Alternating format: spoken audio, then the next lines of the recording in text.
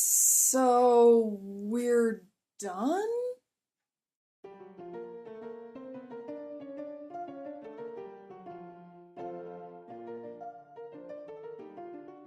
Kim here, welcome back to my channel for the final discussion video on Caraval. This is discussion 3 of 3. I am going to be doing a full spoiler-free review, so you will hear me talk about this book only one more time. That's going to be an all-encompassing review. This is just going to cover the ending, chapters 27 through the end. Spoilers! Like spoilers, just spoilers everywhere. Also, make sure you're checking out Adriane's channel and all of her videos, because she has some great things to say, and things that I don't think about. So it's really cool to like have both of us going with these discussion videos because you get a little bit of the same but a lot of different stuff, so it's kind of cool. The giveaway is now closed, but I will leave all the information for all of our other videos down there. On to the ending of Caraval by Stephanie Garber. I'm confused. Okay, so it didn't really end how I wanted it to end, and truthfully, I'm not sure how I wanted it to end. So I guess I don't really have anything to like straight up compare it to, really, honestly. I got some closure, but then I didn't really get what I wanted. So Julian died. Again. He's died 2 times. He's come back 2 times. Tella died. She came back. We're just gonna go through my tabbies because that's just the easiest way for me to do this in any sort of organized fashion. When Scarlett and Julian finally like legitimately kiss nicely and wonderfully, and it's not so bad of a kiss, actually. It was pretty good. But I have my little note says they're kissing now while they're literally running for their life. I did think it was an interesting time for them to kiss. When they're like hiding in an archway, running from the Count and her father. It's like, hey, you gotta go! You don't have time to make out in the archway! Not the worst thing though, that's not so bad. Oh, Scarlett did have this really nice moment that I like, where that's what Scarlett wanted. That's what she deserved. No one else had the right to decide this for her. Yes, her father had always treated her like a possession, but she was not a thing to be bought or sold. I like that she has a realization moment of, whoa, like, I am not going to just be a victim. I'm going to take charge and I'm going to decide and I am going to, like, save myself, or I'm, you know, like, I am going to take charge of my life. She really, so I wrote in my little note, yay, no more victim! Like, she's like, no, I'm done feeling guilty. I don't deserve this. We're gonna, like, take care of this. So I like that that happened for her. That was cool. This whole book, there's like a crest, like, symbol of Caraval, that's the sun with the star inside the sun and a teardrop inside the star.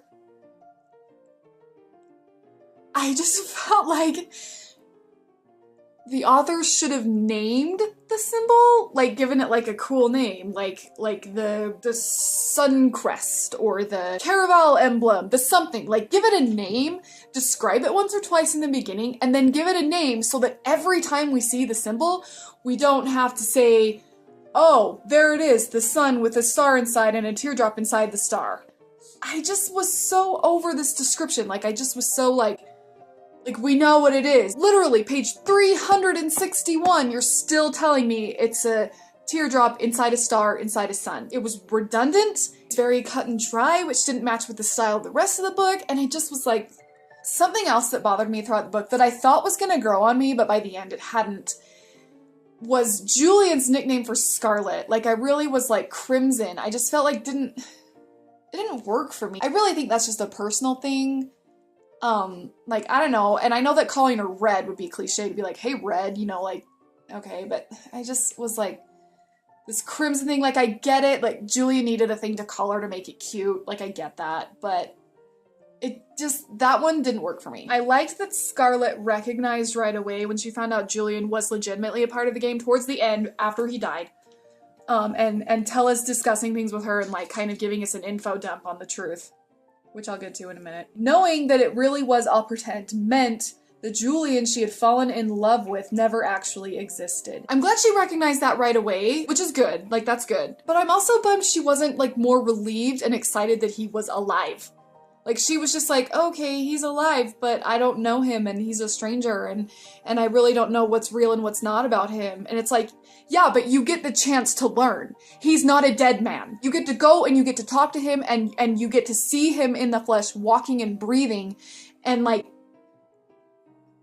if you fell in love with a fake Julian or not, I feel like Scarlet should have been more excited he was not a dead man.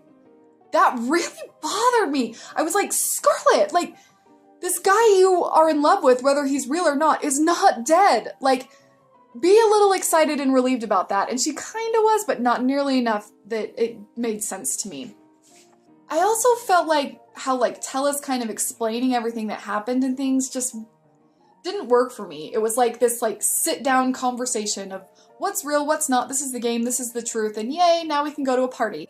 I didn't like the info dump at the end from Tella. I just was like, okay, I feel like we could have, like, worked that in with some action, but, like, it could have been revealed in a bigger, like, more exciting way.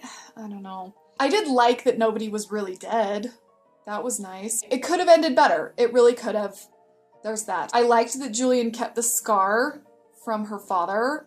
I like that that didn't heal. That was a nice way for Scarlet to be like, okay, a lot of this was real, and Julian, like, is a real person, and he does have feelings for me because he took this, like, hit for me. So, okay, like, I liked that. I liked the party at the end. I liked the magic and, like, the lights and everything. I kind of liked the mystery at the end. It wasn't too much of a cliffhanger, which was good. It was enough to set up for another novel. I still think I would prefer it to be a standalone, but it was okay. It wasn't like, oh my gosh, I need the next book right away and it's not even written yet. Like, it was nothing like that at all, which is good because, like, that is just a bad marketing ploy to sell books, and I don't like it. No, I like a little bit of, like, lingering things, which was left with, which we had got with, Scarlet and Donatella's mom, and how the note legend gave Tella says, hey, you're gonna see your mom soon, which I kind of was assuming she was gonna just show up at the end in some, like, big dramatic way, which didn't happen, and that's fine. I liked what we were left with in terms of cliffhanger, so that's good. I still love the use of color. I love that pretty much the last line of the book is about color, before the epilogue. Like, I liked that it was this, like, kind of nod to that, which is like, I really liked the Italian flavor of the book. I liked the Italian names. I liked the Italian, like, just sort of, like, ambiance that was around, and just the Italian flair that it had, I really enjoyed. Let's go over my predictions and what, because I didn't really tell them because I didn't want it to spoil it for people if I was right, because that happens to me if I hear something like a theory on a book and then I read it. I'm looking for that the whole time, and it kind of wrecks the experience for me, so I didn't want to do that for anybody. But so yeah, I really thought Julian was gonna turn out to be Legend. I really, really did. I kind of had that pegged when they very first got on the island. Page 76 was when I guessed that Julian was going to be Legend. He turned out to be Legend's brother, which was, I felt like that was kind of convenient. I feel like he either should have been Legend or should have, like, been something, like, so, like, shockingly the opposite of. I did like how that kind of gave him and Scarlet a connection, like a sibling, okay, like, I really have faith in my sibling and I'd do anything for my sibling kind of moment. I thought it was a little, like, deflated that he was Legend's brother. I felt like that was kind of like, oh. That was my real big prediction. I also guessed Julian was gonna be the Count. Actually, my, like, biggest prediction that was going to be the biggest shocker was that Julian was the Count who was Legend. So he was all of them. That's, in the beginning of the book, that's kind of where I thought it was going to go. And then it didn't, which is fine. Like, I don't need to be right. I'm not, like, upset that I wasn't right or anything like that. I thought the Count was kind of interesting. I thought he was kind of thrown in there sort of oddly at the last minute. He kind of made sense. I like that Scarlet was, like, sold to him. Like, I don't like that, but I think that that added a lot to the character of her father because it really turned him into a monster. And it turned the Count into a monster because you needed to hate them. You needed to not, like, not that there's any justification whatsoever for their father and his violence towards his daughters. There is no, 100% no justification or validation for that whatsoever. That is never okay. But it would have kind of, if the Count had turned out to be a nice guy and he really did try to set her up, like, happily and things like that, like, it would have, like, humanized him a little bit. And I'm glad it didn't do that. I'm glad that it made it worse. And I'm glad that it also made the Count unlikable because if he turned out to be this likable, nice guy, then he kind of got the raw end of the deal where, like, he was going to marry this girl and they were going to be happy and he was going to have a, you know, a nice life with her and things, and then she's, like, ripped from him and he's left standing alone and sad. So it's good that we didn't like him, because then it's okay that he ended up with an unhappy ending, because, like, you don't want him to have a happy ending, so you don't feel bad for him. I didn't want to feel bad for him, so that's good. So those were my predictions. I did guess the mom was going to show up and she didn't. It's good that my predictions were wrong. I like being caught off guard with a book. I don't like when I can pick it out on page 76 and be right. That is not good writing, so that's good. I did kind of want Scarlett and Tella to become players in Caraval. I'm hoping the next book is that. I'm hoping that it's Scarlett and Tella being Caraval players and performers, because I think that'd be kind of cool. I kind of was hoping that that's how it would go. For my own book rating system, that's where you can learn about that. I rated Caraval a 13 out of 20, which is probably going to be a 3-star reads on Goodreads. This is probably where a half star would be good.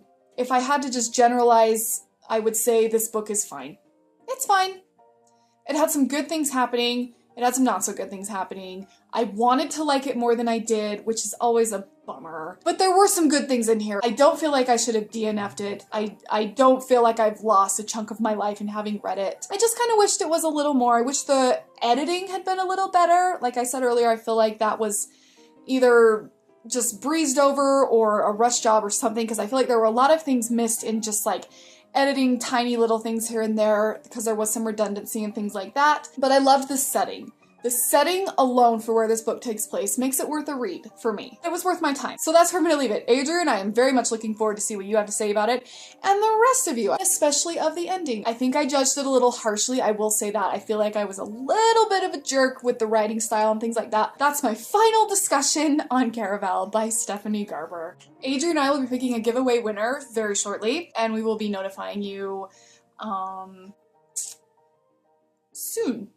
Thanks for reading with us. If you read with us or you have comments and things like that, make sure you're using the hashtag ItsOnlyAReadAlong. All in all, I enjoyed the read. There were some entertaining bits, there were some amusing bits, there were also some things that were disappointing, but that's okay. I did read rather critically. I knew I was going to be doing discussions and reviews, and so I did read it with a harsher eye than I normally would. And that's just kind of the jerk in me. It happens. Sometimes this little monster in me comes out, so make sure you check out Adriane's video. I'm gonna leave all the links down there. Thanks for watching, thanks for reading with us, and we'll see you guys later inside the star. Like, I just was so... Ooh. La la la, la la la. No barking. Okay, my camera died and I totally lost my train of thought, so I have no idea what I was just saying a moment ago.